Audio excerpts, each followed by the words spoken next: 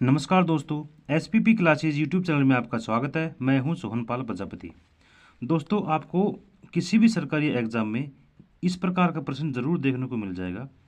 ऐसे प्रश्नों को आप हमेशा शॉर्टकट तरीके से, जो तरीका मैं आपको बताऊंगा अभी, उसी तरीके से सोल्व करना है।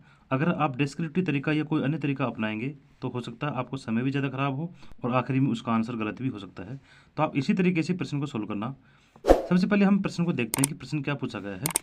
प्रश्न है कि एक फल विक्रेता ने 10 रुपये के 12 के हिसाब से संतरे खरीदे और 12 रुपये के 10 के हिसाब से बेचे।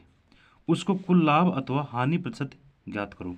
एक दुकानदार है, उसने 10 रुपये के 12 के हिसाब से, यानी 10 रुपये के 12 संतरे खरीदे और जब बेचा तो 12 रुपये में 10 संतरे के हिसाब से उसने बेचे। अब इस पूरे सौदे में उसको कितना लाभ हुआ अथवा उसको हानि हुई, ये हमें याद करना है। तो दोस्तों, ऐसे प्रश्नों को सोल्व करने का एक सीधा सा एक फॉर्मूला है।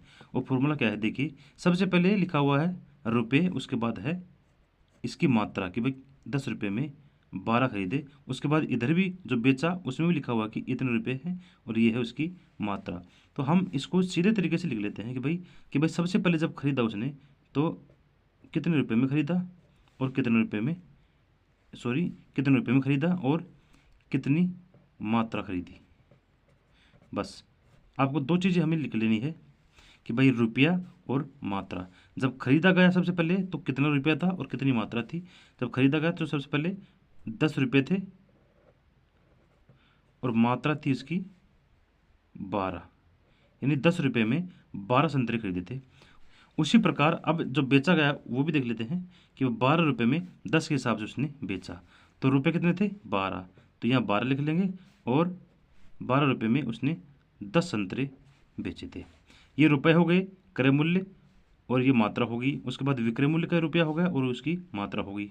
अब इसके बाद हमें क्या करना है, इनका क्रॉस मल्टीप्लाई कर लेना है दोनों को। इसको इससे गुणा कर देंगे और इसको इससे गुणा कर देंगे।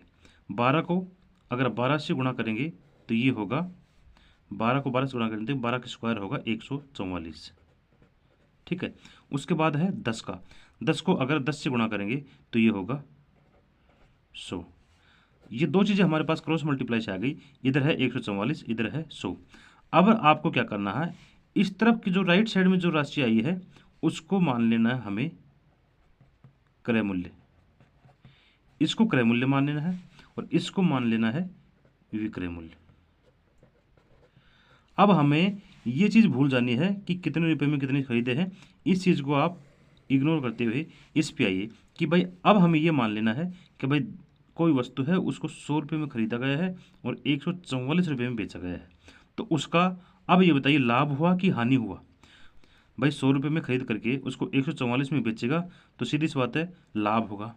लाभ कितना हुआ, अगर 144 में से 100 माइनस करेंगे तो ये होगा 44 रुपये का। 44 रुपये का उसको लाभ हुआ। अब प्रश्न में पूछा क्या गया है कि उसको कुल लाभ अथवा हानि प्रतिशत ज्ञात करो। तो लाभ हुआ तो लाभ का प्रतिशत निकालना है हमें। तो लाभ प्रतिशत का हमें फॉर्मूला अगर आता है तो ठीक है, अगर नहीं आता है तो आप नोट कर लीजिए।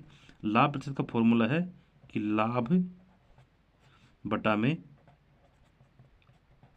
क्रय मूल्य और मल्टीप्लाई में 100। ये है लाभ प्रतिशत निकालने का फॉर्मूला। अब लाभ कितना है, 44 रुपया बटा क्रय मूल्य। क्रय मूल्य कितना आता है इसमें, क्रय मूल्य है ये 44 बटा 100 और गुणा में भी ये लिखा हुआ है सूत्र में 100। अभी इसको इससे कट कर देंगे, 100 से 100 कट हो जाएगा तो ये होगा 44% लाभ। इस पूरे सौदे में उस फल विक्रेता को 44% का लाभ हुआ। अब हमारा आंसर होगा इसमें ऑप्शन ए, 44%। तो दोस्तों, ये काफ़ी इंपॉर्टेंट प्रश्न है और इस प्रश्न को आप हमेशा इस फॉर्मूले से ही सॉल्व करना है। दोस्तों, इस प्रश्न को सॉल्व करने का आपको तरीका अच्छा लगा हो तो वीडियो को लाइक करके चैनल को सब्सक्राइब कीजिए।